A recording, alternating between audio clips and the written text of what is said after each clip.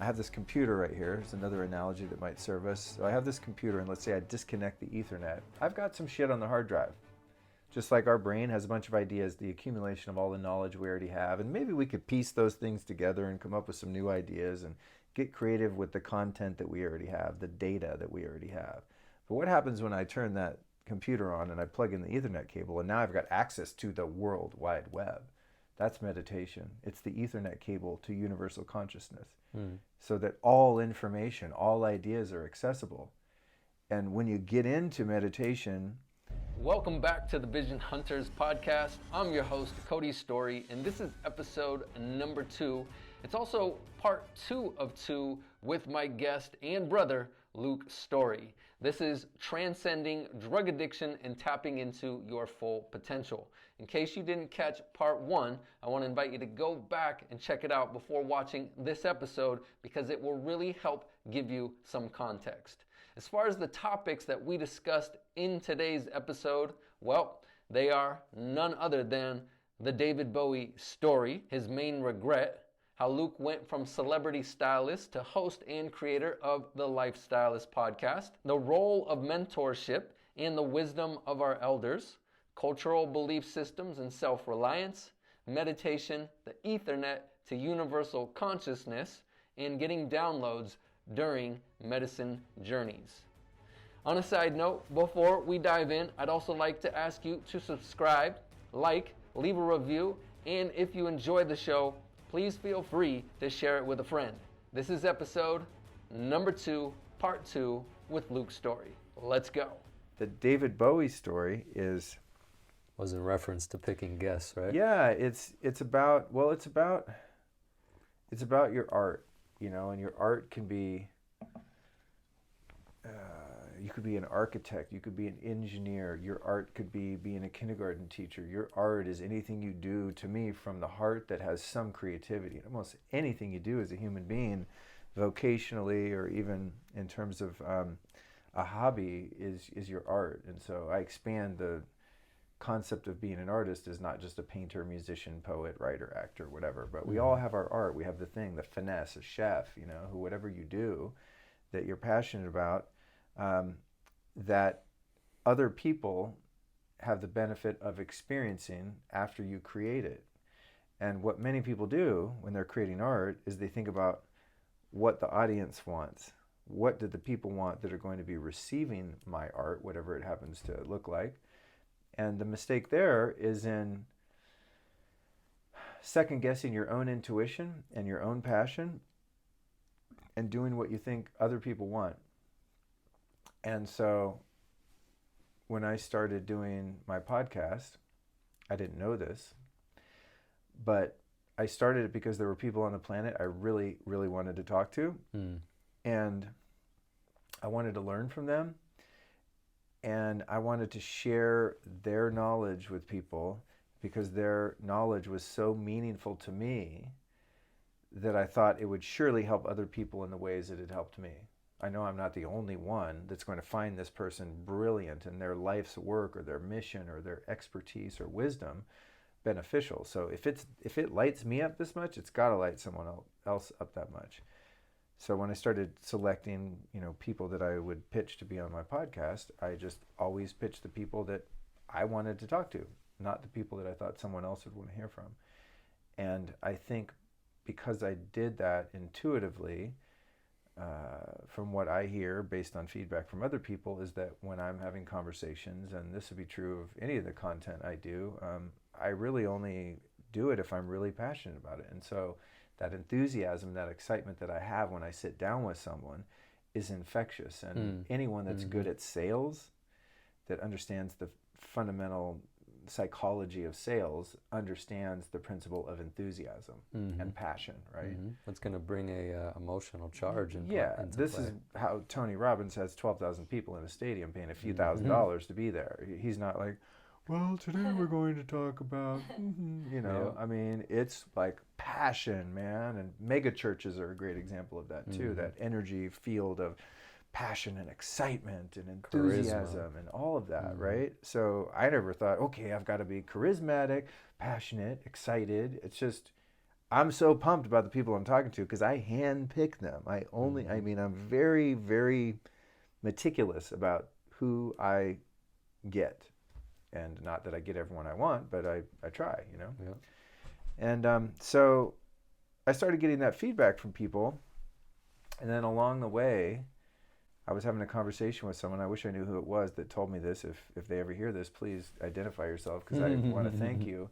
But I was talking about that, and I said, yeah, they said, well, how do you pick people for your show? I said, is it because they're popular, people want to hear it, or do you ask the questions that you think people want to hear? And I was like, hell no, this is for me, man. Like, I'm asking them what I want to know, not only in the selection of the subject, but the subject matter and what we're going to be talking about. My questions are things I'm passionate about knowing. And they said, oh yeah, that reminds me of this David Bowie quote where he was interviewed toward the end of his life, and they asked him if he had any regrets over the course of his career as a musical artist. And he said, yeah, my main regret is playing to the crowd, which means writing songs that you think are going to be a hit just because you think people are going to like it that way, putting on a show and creating a set list of hits that you think everyone's going to want to hear. And he said that over the course of his career touring, which was, I don't know, probably 40 years of that or something, that his best performances ever were always when he just played exactly what he wanted to play and what was most fulfilling to him, which on the surface sounds selfish. Like, you're just like, F your fans, I'm doing what I want to do. Mm-hmm. Well, if you're doing what you want to do, you're doing what best serves the fans, because what you're doing is going to have the deepest amount of love and passion and authenticity inherently. And that's what lights people up. What lights people up isn't that song, oh yeah, we used to listen to this in high school, bro. It's the song that has feeling. It's what's behind that song. It's the music behind the notes, right? So it's the feeling and the intention behind the podcast conversation or interview. It's the passion that's there, and that's something that's identifiable to the listener or the spectator of whatever that art is, the participant within that art. That's perceivable to them on a gut level. They don't even know what it is. They're just drawn to it. It's sticky. It's like they want to consume it because it has that inherent love and passion in it. And that's why I think when you hear, now every once in a while, I'll be somewhere and I hear old school like terrestrial radio. Someone puts on the FM radio. Hey guys, it's the rock hour. Oh, I'm really excited to be here. And you're like, what? Turn this off. Oh my God, right? Mm-hmm. Or you just watch the news. You're like, this is so fake. You know, it's because we know when we hear authenticity and we know when we hear passion. So that's the David Bowie lesson, is don't play to the crowd, play for yourself. Mm-hmm. Play to your heart's content. Put your love into it. And whether the audience or participants think that that's what's best for them, it ultimately is. Mm-hmm. Where did the idea to start the Life Stylist Podcast come from? And what got you to decide this is what I'm going to do and take action on that decision? Well, I had reached a point in my former career. I was working as a fashion stylist, so I was dressing celebrities in Hollywood. I did that for a long time. And it was just something I fell into, and it was creative. I was never really passionate about it, but it was creative, and there were things about it that I liked. I liked the creativity. There was a lot of things about it that I didn't like, kind of the industry in Hollywood and just sort of, the culture of fashion and celebrity and all that never appealed to me. Mm-hmm. But there is an art in creating great photography or a video or something like that. And I got to work with tons of musicians. I mean, hundreds of musicians over the course of my career. And I love musicians and working with them and all of that. It was like the next best thing to playing with musicians was dressing them and being part of their creative process. Album covers, videos, tours, etc. But that kind of grew old after 17 years, and I kind of had achieved what I wanted to achieve there, even though I didn't set out to do that. I just fell into it, and I achieved some success there, and I just wanted out, and I didn't know what I could do. I had this other business school of style that's a fashion school that I still own. It's now an online fashion school. So I had that to keep the revenue coming in. So I didn't really need to be a stylist. Thank God. I'm so grateful to that school. Just give praise to that school and my amazing partner Lauren Messiah, who really help grow the school and then keep it alive when I became kind of disinterested in it, to be honest, because I found other things to be passionate about. But and she really encouraged me to stop being a stylist, and it was this ego identity I really had to let go of, because if I don't do that, then like, what am I? And that was, you know, when I was a musician, I would meet someone, they say, what do you do? I'm like, I'm in a band, bro.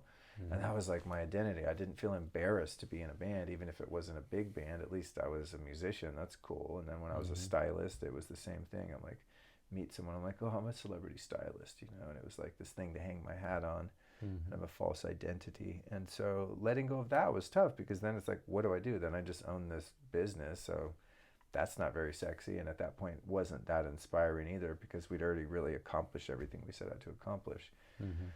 Other than really scaling that business, which we just, for whatever reason, never ended up doing to the degree that we wanted to in the beginning. But it paid all our bills and was successful, and still is.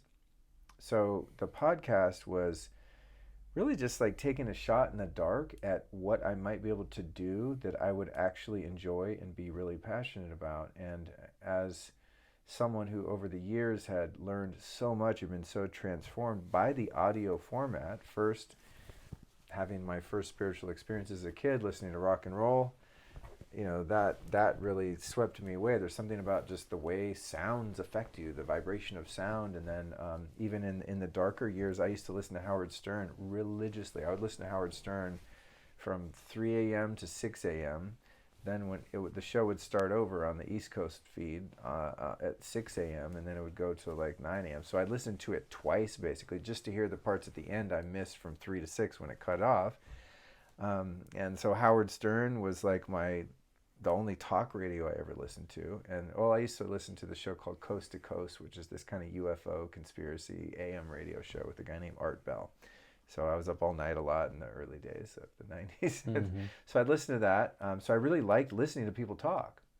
And as you might have guessed from this conversation, anyone listening, I also still like to talk. He loves talking, folks. Yeah, I just like verbal communication, man. And then when I started listening to spiritual audiobooks, they were cassettes, like these Wayne Dyer and Deepak Chopra and these things, then Eckhart Tolle and all the great teachers. I would have these cassette sets, then CD sets, then it was MP3s, then podcasts came out. And I'm like, God, I have a PhD in so many areas of life, from just driving around LA doing my styling gig, listening over and over and over and over again to these recordings that really just transformed my life. And so I thought, God, if there's anything I would enjoy doing, it would probably be producing that content myself. And as I started to listen to podcasts, I thought, you know what, I think I have kind of a unique perspective, because I'm really into the physical health and biohacking and all this stuff that didn't really have a name back then, but just fringe alternative human medicine. guinea pig. Yeah, human guinea pig vibes, and also is deeply committed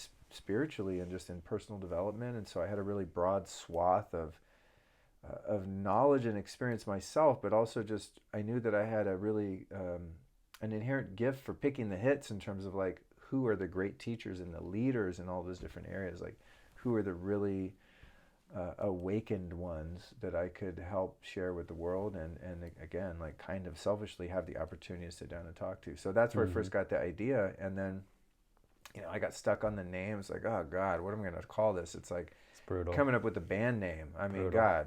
At least when you have a podcast, it's just your ass deciding it. You're in a band. You got 5 other boneheads that you're arguing with about who's got the better name. But I thought, well, I've been a fashion stylist all these years, and what I've done is I've made people look and feel beautiful on the outside, and that's great. That's a great service to do for someone, because that does have an impact on your inside. But I really wanted to go deep, and I wanted to go inward. So I thought, well, what I've done in my life is take all these different composite pieces of practices and teachings and modalities, and I've integrated them into my daily practice. At various times, I do various things. As you know, I'm pretty into it. So I thought, well, I'm teaching people how to style their life, how to create a lifestyle. And so I thought, the life stylist. So I'm not a fashion stylist, I'm a life stylist. And that just had a ring to it. And so I chose that. And it was, as you know, terrifying, because I don't have experience in broadcasting. I have no education. I never even have taken an English class or anything. I don't know how to be articulate or I just took an English class. It was hardcore. I remember that. Oh yeah, my God. I actually would like to, because I have a hardcore. feeling it would improve my writing. Yeah, you know. It's very helpful. Yeah. I would say I learned a lot, but wow. Yeah, I remember Next level. That. Yeah. Especially when you drop out of high school and you've never been to a college class. I do not envy you. So that, you know, that was the story of the podcast, and I had to get through a lot of imposter syndrome, a lot of self-doubt, like people aren't going to take me seriously, no one's going to listen, I'm not going to be good at it, I don't know how to work the equipment and this and that. And, you know, thankfully, I mean, I'm so grateful, as I said, I had School of Style, so I had a paycheck coming in, so it wasn't critical that it made money right away, which I think is a huge barrier to entry for people that want to create content or make a creative endeavor their career and livelihood. You know, if you got to quit your corporate job to like make a podcast and you can't monetize until you've done it for a year or something, it can be tough. So I had that, and I was able to hire a VA and an editor and like people to do all the admin and minutia work, which made it not suck and helped me to be consistent with it, because all I had to be responsible for primarily, I mean, I've delegated more and more of the responsibilities of the show, where now I literally just like figure out who I want to talk to, what I want to talk to them about, have the conversation, record it, make sure that conversation ends up, you know, in the hands of my production team, and then that's it. I just keep it pushing. So I only do really the part that's super fun, which is having the conversation and conceptualizing the show. But in the beginning, there was more touch points I was responsible for, but I had the money to pay people and monetized after 6 months, and then paid people to do even more of it, so that I only do the parts that I like and not the parts that are really tedious and annoying that I'm not even good at, like editing or graphic design or whatever. And the really cool thing about it, dude, is that it's been, I've enjoyed it in a sustainable way. I still really love what I do. It's been, you know, almost 4 years. It'll be 4 years in June. That's awesome. You know, and I actually still really love having the conversations. I love naming the episodes, coming up with a clever name. I think of every episode title cool. It's like an album title or a book title. I take the naming of them very seriously. Yeah. I mean, I have not serious like I'm not having fun, but it's an important part of the creative process. That's great, yeah. And also just in scheduling them on the calendar, which one goes where and why, and I really love that. And I love selecting the guest and having proprietary control over that process. You know, now that the show's become more known, a lot of people, I mean, every day I get emails from people. I'm not trying to be a diva. I just do. I get a lot of emails, and I feel guilty, because I just like, I want to have who on the show who I want to have on. It might be someone no one's ever heard of, but it's someone I've heard of, and I want to have them on. So, you know, if anyone ever hears this and I haven't had you on, it's nothing personal, by the way. I'm just very particular, and I have an intuitive sense that's really strong about what's going to make a good episode. And it's not always because somebody is famous or an expert at any given field or has a bunch of books out. It's just, I just know in my heart that I'm going to be passionate about talking to that person. And those are the only people I really have on. And so that part to me is really fun. And then researching the guest, I really go hardcore. I listen to every podcast they've been on. I read their books. I mean, anything I can find out about them, I digest that all, and I put it in a manuscript that, like what you have. And I really like that. And sitting down with someone and giving them the awareness that I really care about them and who they are, and I really respect their work enough to do my research. And the conversation is not going to be lightweight. I'm not going to ask them shit other people have asked them, if possible. It's going to be unique. I'm going to really build great rapport with them, and we're going to have a deep dive on whatever it is, even if it's a somewhat obscure topic or like something very niche. Like one that comes to mind, I think I did 3 podcasts on something called deuterium, which is this hydrogen molecule that's in our environment that builds up in your body and wrecks you, that very few people know about. And I found a couple of the foremost experts in the world on that had never been on a podcast. These guys are scientists, you know. They don't do podcasts. They don't have YouTube videos. They're professors and scientists. I'd never heard of it till I saw the podcast. Exactly. So I find something like that, and it's like, I know, like, I like being kind of the miner that strikes gold. And I'm like, I know this is going to be a big thing, and I'm the first guy that's really found it and put it out in a public, meaningful way. And so I really, really enjoy getting information like that into the hands of people and empowering people. You know, I change my life, dude, all the time. I'm evolving so fucking fast, it makes my head spin. taking plant medicines, trying every kind of therapy. I mean, I'm just so into evolving as much as I can in this one lifetime. Like, how much can I raise my consciousness, my wisdom, my experience, my capacity for love? How much of that can I have while I'm here? And I just go for that with such a fervor. And every guest I have is a facilitator in my own journey. And they feel that. I'm not just like, yeah, so where were you born? Like, oh, what's your new book about? Oh, yeah, interesting. I mean, I'm like, it's heart to heart, you know, and that keeps it fun. And I think that's what keeps people listening, is because they feel that authentic passion and curiosity. I'm just a seeker, man. I'm not a seeker. I'm a finder, actually. I used to be a seeker. Now I'm a finder. I find what I'm looking for. And when I find it, I'm a sharer. Then I share it. I'm compelled to share the gold that I find.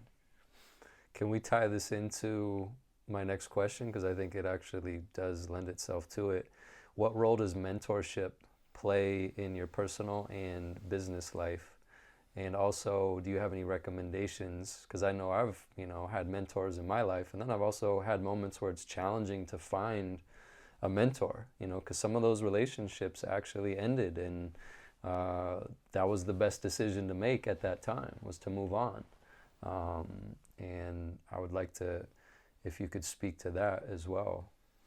Hear that. That's a really good one. And I was thinking about this earlier today, because for some reason I was thinking about having a therapist. At various times I've had a therapist. And I had the thought, it was kind of self-talking, and I said, Luke, shouldn't you have a therapist right now? Because something I always say, it's just a quote I heard somewhere, and I picked it up. I don't know where it's from, but it's fitting at different times in life. But the quote is, show me a man who keeps or a human, show me a person who keeps their own counsel, and I'll show you an idiot. Meaning, if you're just going to yourself for all the answers for your life, your whole life, you're probably getting really bad information, because none of us have the wisdom of life experience. And this is where elders come in. And culturally, throughout the ages, we've been tribal, nomadic people who have revered our elders. It wasn't until colonialism and agricultural revolution, industrial revolution, etc., where elders are kind of pushed to the side and they're just kind of a menace, and you get them out of the way. Some cultures still inherently care for elderly people in different countries, and I'm sure like Emily's culture is probably more so like that. Absolutely. There's a big for those listening, respect she's for from the Thailand, elders.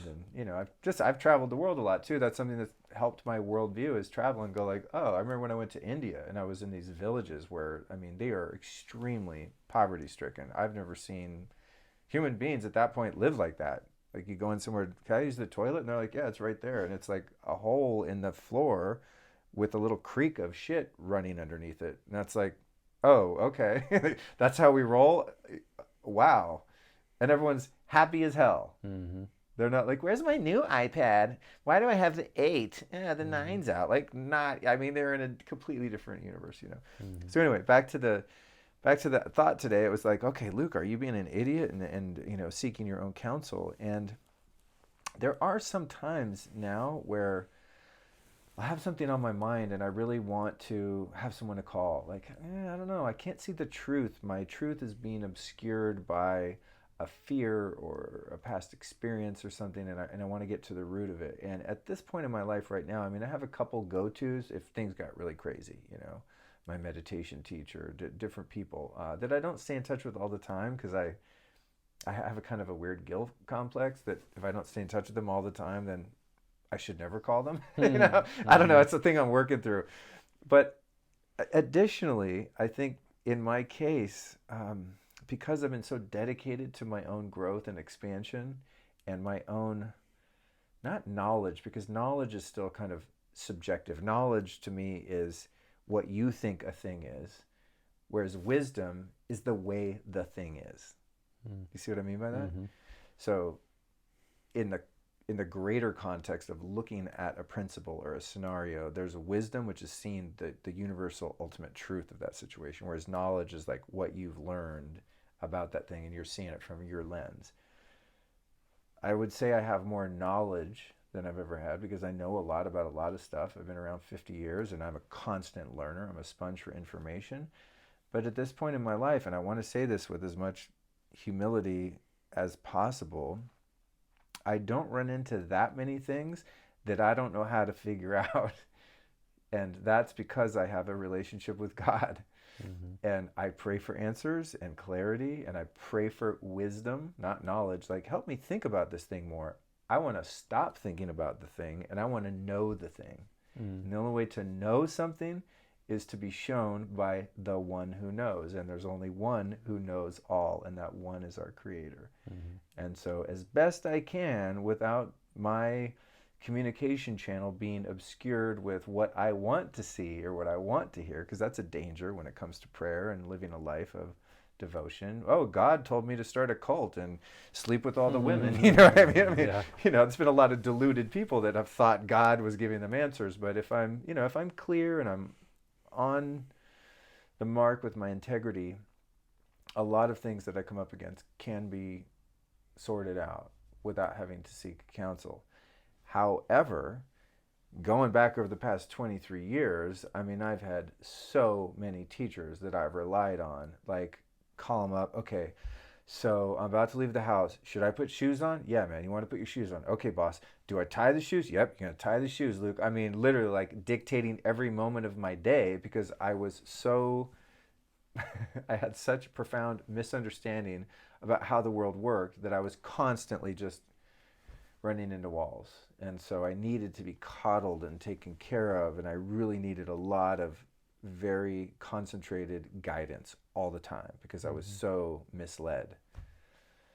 And as I've taken that guidance from my mentors over the years, I've applied it, and it has become integrated into who I am.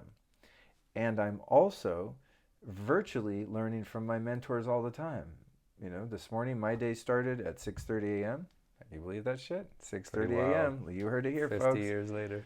Yeah, and I drove up the hill. I grabbed Cookie, my dog there, and I ran up to the hill where I can see the sunrise. And 6:40 a.m. the sun came up.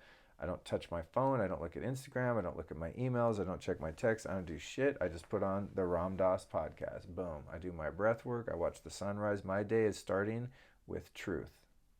It's about as close as you can get to truth in human form, right? At least an interpretation of truth coming through one channel known as Ram Dass. And so that's my teacher today, and that's my mentor today. And the only thing you don't have with that kind of mentor is I can't call Ram Dass and be like, hey, man, me and my girlfriend are having a little thing. What do you think I should say? I don't have that. Or, hey, well, my taxes are due. I don't have it. I'm kind of freaking out. Can you help me see this in another perspective? So my mentors now sometimes are virtual, and then they probably don't know it, but everyone I interview are also a mentor. And that's what I was hearing. Going back to that passion, it's like they just think I'm some guy that likes interviewing people. No, I'm a guy who wants answers. I'm a finder. I find people that have the answers to the questions that I have that are yet to be answered. And I'm really skilled at finding people that have great answers. And if they ring true and they hit me in the heart, they're coming from love, they're coming from universal truth and wisdom, I integrate it, I apply it into my life, and then I know that thing because now I've not just learned the knowledge, but I've applied the wisdom because I've taken knowledge and I've practiced it. I've made it real because I've enacted it in my life. I've brought it to life. I've animated that head knowledge and applied it and created wisdom that now I actually feel really good about passing on. And it's a thing, there's these different stages of a male's life, right? That you can study, and there's a stage of sort of the becoming an elder. And I feel like I'm 22 because I'm just a total spaz, and I just screw around all the time. I have fun. I like fart jokes. I feel very immature in terms of my personality and just my zest for life. I'm just very playful. But I talk to younger people, and I realize I know a lot of shit. Not know, but know. Embody a lot of great experience and wisdom. And so I think that my learning now more comes from teaching than it does from learning. If you want to become an expert at something, you teach it. Every time I do a seminar, I like to come back and teach my girlfriend, or not teach her, like she needs to know, but share everything that I've learned because that cements it in. Going to the Joe Dispenza, that would be a great mentor. I interviewed him and spent a little time with him. John Gray, I've spent some time with him on interview and privately, and he's shared some incredible wisdom with me. I don't have people that are just on speed dial, but I have those touch points. But whenever I come back from an experience, I try to record what I learned and then regurgitate it to a few people in my inner circle so that it really sticks in, and that enables me to then apply that knowledge and make it wisdom. But for anyone that's trying to figure out their life themselves and is still caught in that, crashed and burned still pretty hard. I think in youth, oftentimes it's just the way we're wired. We're sort of bullheaded and nature. Or our culture as well. Yeah. Like I was supposed to be a man when I was like 3 feet tall and know everything and have all the answers. Right. Yeah. Which didn't work. Yeah. There is that. In Western culture, we have that. That like doctrine. Asking for help for me growing up was a weakness. Yeah. Like you were the first person that I actually reached out to at 23 years old and sincerely asked for help. Yeah. Like with life, not with this project. No, with like my life project. And it changed from that point on. That level of open-mindedness, it started there. And by having that experience, I was able to repeat that and thereby learn and actually find answers to the problems I was having in my life. Well, this goes back to the cultural belief systems that we find ourselves in Western culture. It's all about self-reliance, self-sufficiency. Win. What, you got to ask how to do it? Just do it. Figure it out. Win. Get to the top. It's based on competition, and we largely discount and discredit our elders.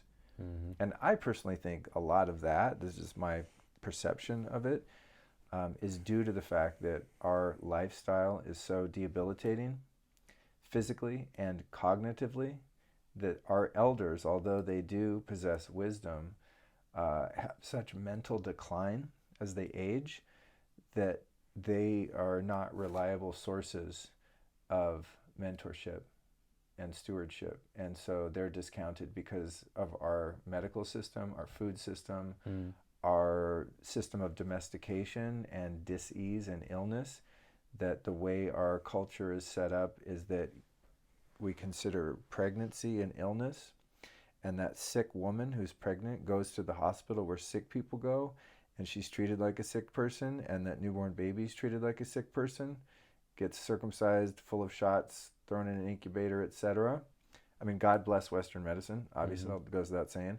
And then throughout your life, you live in a toxic environment, and then you break down, you're given drugs and surgery until you end up in that same damn hospital as an invalid, as a throwaway person. That then way earlier than you probably should be as exactly. well. And that wouldn't have happened pre-agriculture, pre-industrial revolution. So I think our discounting of our elders has a lot to do with the fact that so many of them suffer from dementia and are just lacking in vitality and the energy to carry forth the lessons that they've learned.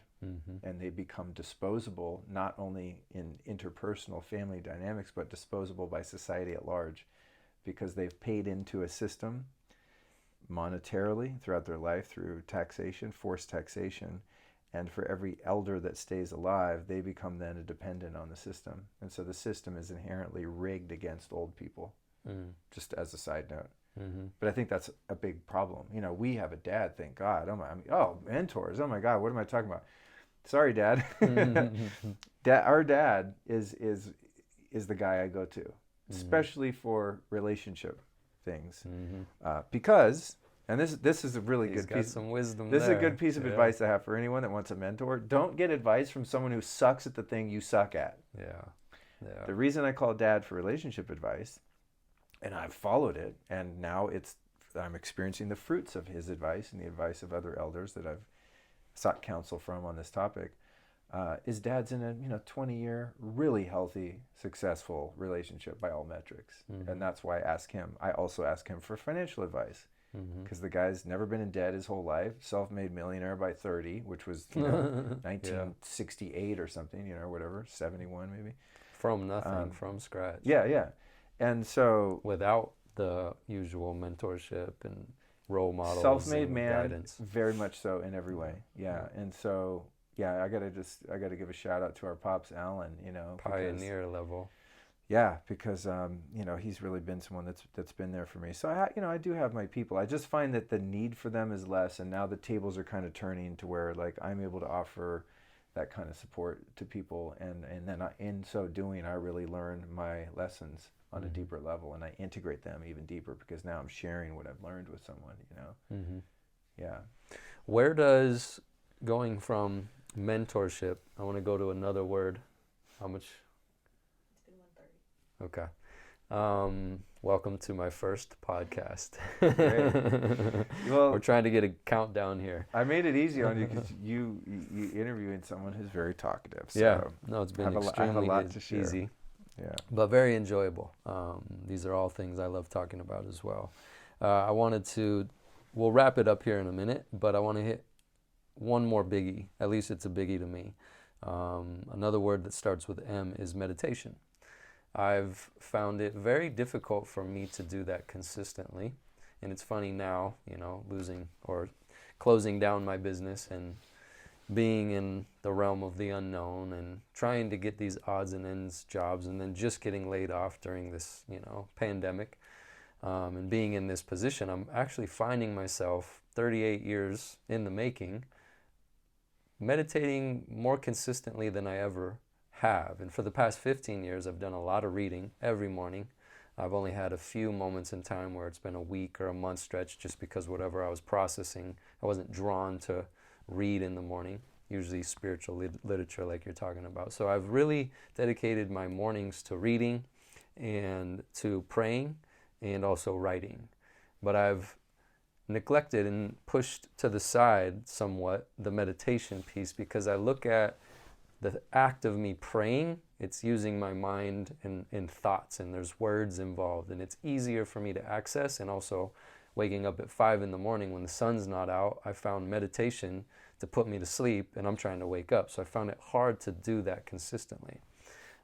So where does meditation fit into entrepreneurship, building an online business, podcasting, in terms of your life? Because I've heard a lot about how it has helped you on the personal level, personal development level. Where does it fit in the realm of doing what you're doing now, even on the material plane? If I had to give up every single practice of self-care and I could only keep one thing, that one thing would be meditation. How it pertains to entrepreneurship, business entrepreneurship, creativity, artistry, content creation, is that all great ideas exist in the non-physical realm, the universal mind. Some call it the Akashic record. So everything that's ever been, everything that's ever will be, exists on the plane beyond our senses. And so beyond that plane of this earthbound material reality exists all wisdom and all knowledge and all ideas.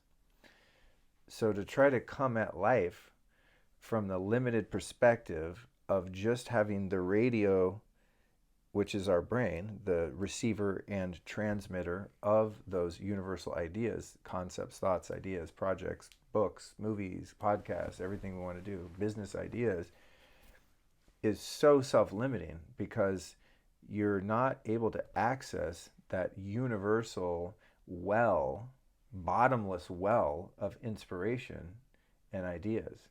And out of intuition, out of the listening of the various, and there's probably thousands of ways to meditate, if not, actually there's infinite methods of meditation because it changes every time you do it in a sense, no matter what tradition you're following.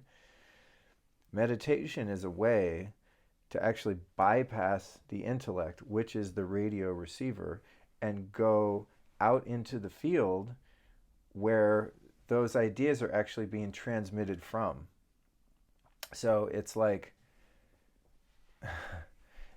having a TV, and I'm going back to old television, all right, with the antennas, not like cable TV or internet TV, but it's like having a TV with no antenna. nothing's on, there's no shows on, there's no programming coming in, there's no content, there's no information, there's no ideas coming in because the TV is not receiving, right? And so meditation is a way to open up one's awareness and consciousness to new ideas and to new ways of seeing things and viewing things. And it's an opportunity for us to go into that quantum field where there's no time, there's no space. It's like the dream time. When you have a dream and it goes on for epochs of time. It's like a decade goes by and you were asleep for 20 minutes. It's because you're in that quantum field beyond the physical realm. And within that field, everything from all time is there all the time. And so meditation, from the perspective of creativity, whether that be writing a song or starting a business or anything that's going to be birthed out of universal consciousness and come through you and be manifest on the earth material plane, can only be accessed one way, and that's by turning on your receiver and getting those downloads. Mm-hmm. You know what I mean? So it's like, I have this computer right here. Here's another analogy that might serve us. So I have this computer, and let's say I disconnect the Ethernet. I've got some shit on the hard drive. Just like our brain has a bunch of ideas, the accumulation of all the knowledge we already have, and maybe we could piece those things together and come up with some new ideas and get creative with the content that we already have, the data that we already have. But what happens when I turn that computer on and I plug in the Ethernet cable, and now I've got access to the World Wide Web? That's meditation. It's the Ethernet cable to universal consciousness, so that all information, all ideas are accessible.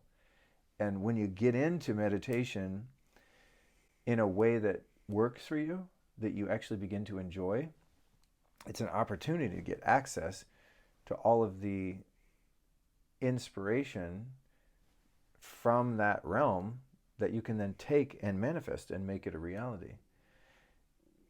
So in meditation, all the various types, and I've tried a bunch, and I wouldn't say one's better than the other. I think for me, they've come at different times in life. There were a number of years where I did Vedic meditation, which is a super chill, very traditional mantra-based meditation.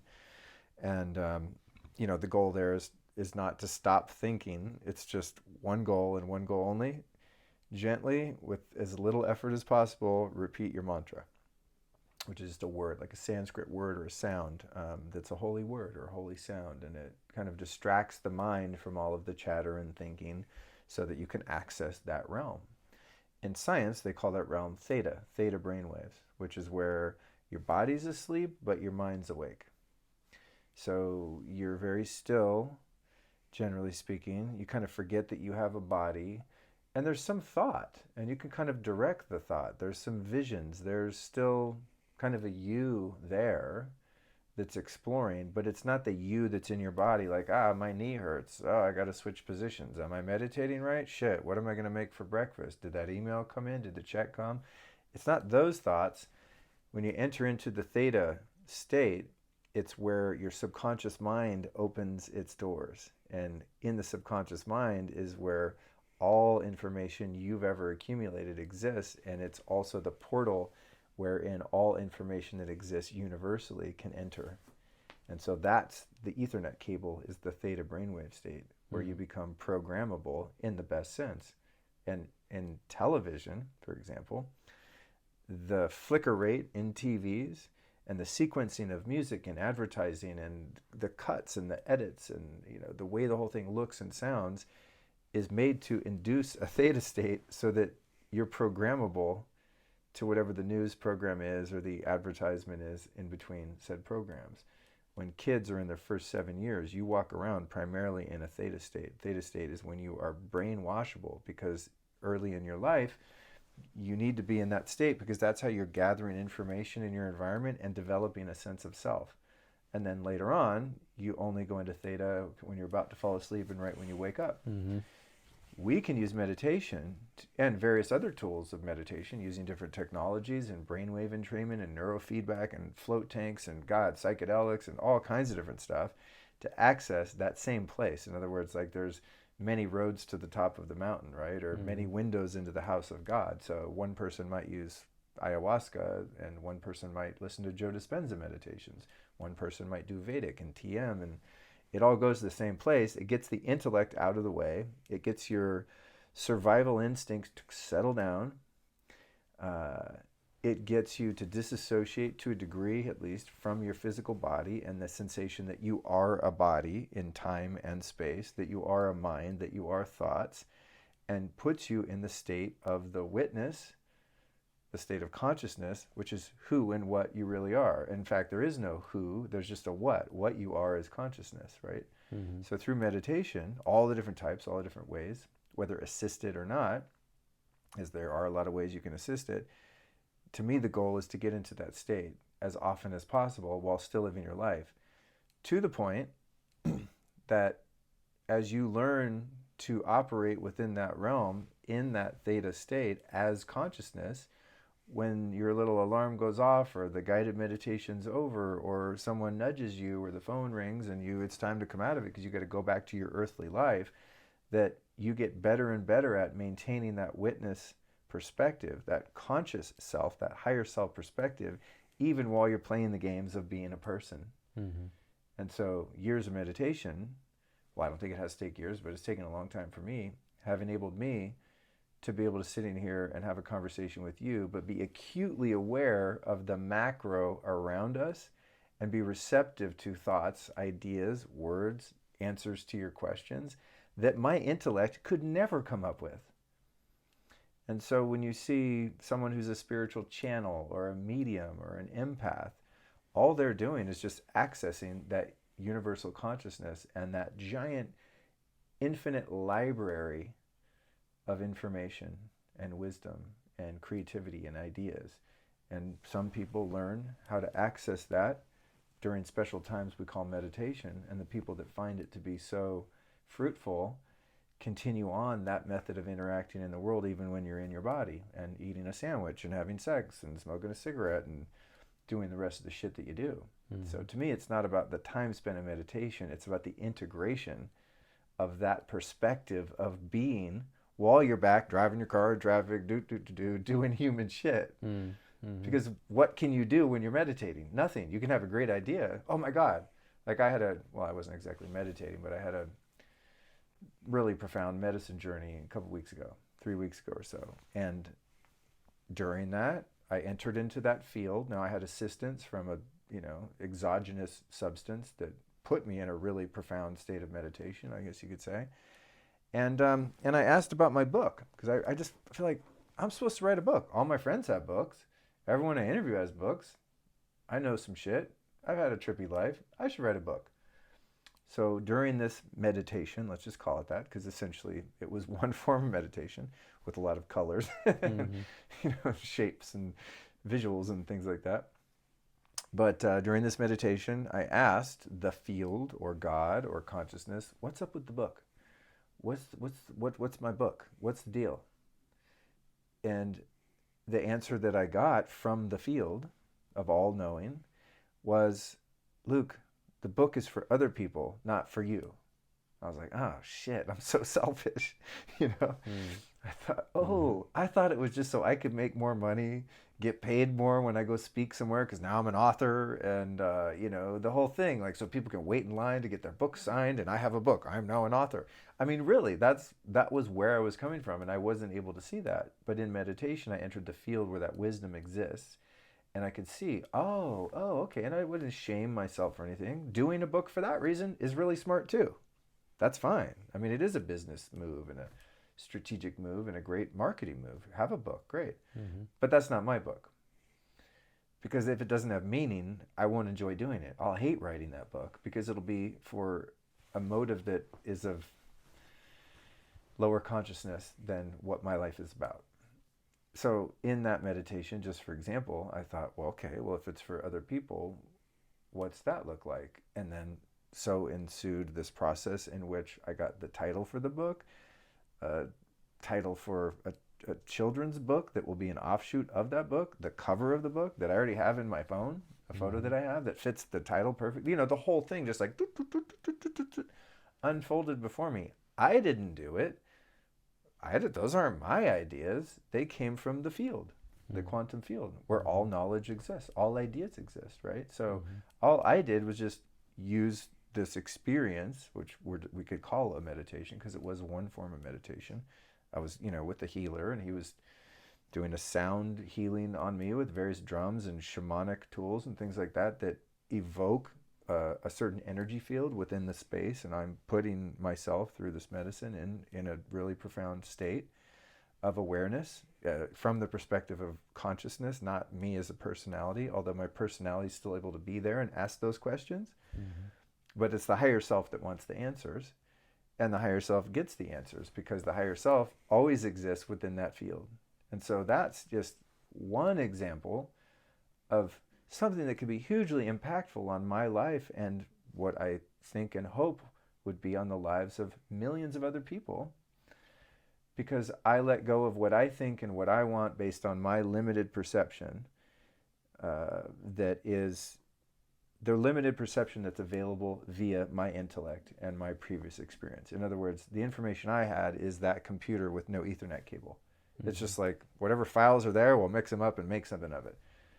Meditation, journeys, all that kind of stuff is the Ethernet cable to the infinite realm of possibilities. In other words, the possibilities for everything in the known universe exists there. The potentiality of what can be manifested through my human form and through the intellect and my physical work and making the calls and doing the emails and clicking away on the keyboard and all of that. But first has to come the inspiration from that field. Mm-hmm.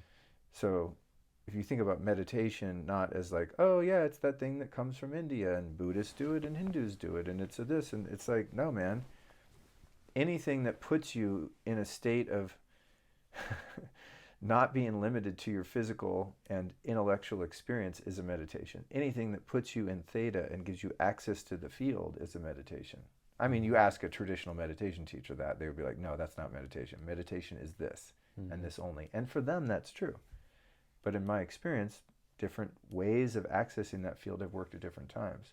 If I sit down now and do Vedic meditation, which I do sometimes just because it's around, it's nice. But if I go a step further and I do some brainwave entrainment and then I listen to Joe Dispenza, go in the hyperbaric chamber, go on some kind of journey, I mean, it might be 2, 3, 4 hours that I'm in that field, just doop, doop, doop, download, come back, write it down, integrate it, manifest it, make it happen, or rather allow it to happen through me. Mm-hmm. You know, that's what meditation has to offer to an entrepreneur or a creative, is access to all information from all time. Mm-hmm. And you can't get that on your own. No matter how many books you read, podcasts you listen to, it's just head knowledge. It's not universal knowledge. It's not universal truth and just endlessly dynamic possibility. That's freaking awesome. Mm-hmm. You know? I mean, if you could just sit and like, what are you going to do instead? Watch some TV? And I watch TV here and there. Right now I'm on Ozark. I'm like cracked out. And actually I'm like, I was thinking about it earlier. I'm like, Luke, shut up. You could be watching Ozark right now. We've been binging. But I mean, really, it's like, what's more important than that? To me, that's why I said, if I had to let all the shit go, all the things I do, I mean, I'm a man of constant practice. If I had to let it all go, one thing I would keep is the various forms of meditation, of accessing that field and popping out of it and still having a body. You're still alive, because it's my understanding innately that that's the field that you go to when you leave this body.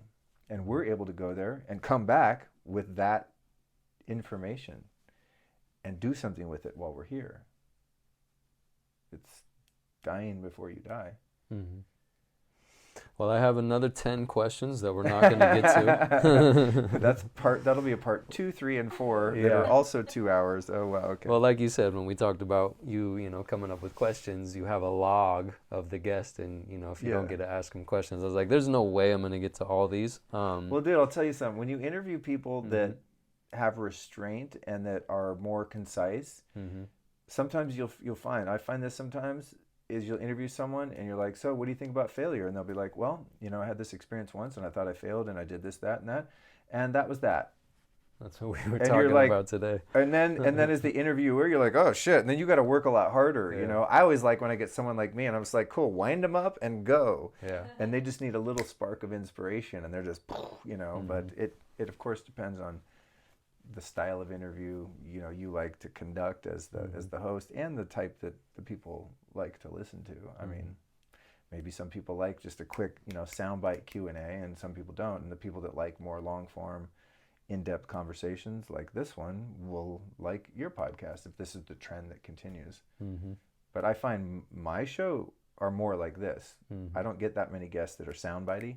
And if they are like that, I always want to break them out of that because it feels canned. It doesn't have the depth. Yeah. So I'll ask them weird curveball questions to try and break them out of that programmed state of like, I'm in an interview. This is my answer to this question. Mm-hmm. Then I stop. I'm like, no, let's elicit the magic, which is the spontaneity for me, you know. Yeah. No, I love it. I love that feeling that comes from the spontaneity. So I've been being as flexible as possible with this list, and I like it that way. So we're not going to get to those questions, but where can people find you? Before we go, I know you'll be able to share this on your podcast, but this is my first one. And if people want to look into your work or subscribe to your podcast, how do they do that? Man, it's super easy. The podcast that I host is called The Life Stylist, 3 words. My name's Luke Storey, Lukestorey, and that's my website, lukestorey.com. It's also my Instagram, which is my most active social media. I do a lot of crazy stuff on Instagram. I think some people find it entertaining or shocking or inspirational, or maybe all of the above at times. Yeah, that's pretty much it. The Life Stylist, at Luke Storey on Instagram. You know, I'm on Facebook, doing a lot of stuff, but usually it's someone doing it for me, because I can only keep up with so many different things. But I like Instagram the most, you know, 'cause it's the most immediate and it's visual, and I like immediacy and visual. Okay. So my last question, and you don't have to go crazy on it, otherwise we'll be at 2.5 hours. We'll shoot for the 2-hour I'll mark. be concise, I promise you. For anybody that's interested in making a podcast or looking into being a content creator, what's your number one recommendation for them? Consistency is king. You have to commit to a schedule, let your audience know what that schedule is, and you don't miss it no matter what.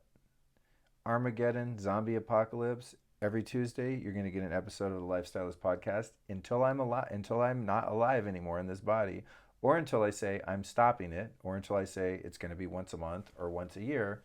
As long as I commit to every Tuesday, it's going to be every Tuesday. 6 a.m. Eastern, 9 a.m. Pacific, I think it is. And that's just it, consistency.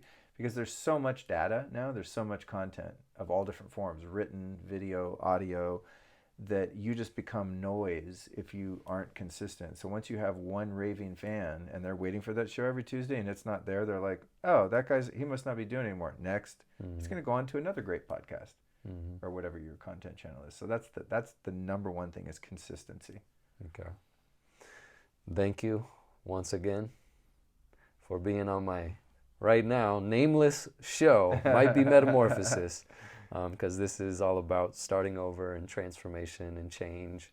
And I really appreciate you taking the time past couple days and throughout my lifetime pretty much, but especially today. This is a big moment, having just been laid off and, you know, getting a download of it's time to, you know, step out there, put myself out there, because I did find a way to build a business, but it became very comfortable. And then I wasn't putting myself out there like when I first started the business. So it's been very good for me.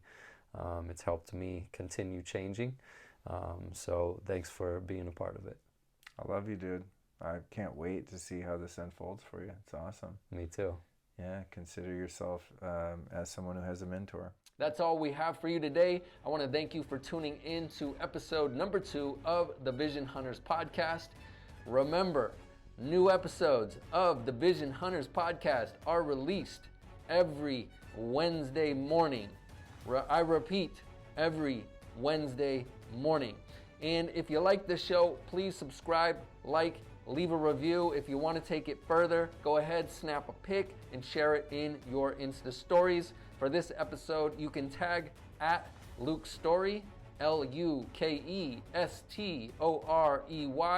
and yours truly at CODYALANSTOREY at Cody Allen Story. Thanks again. Take care.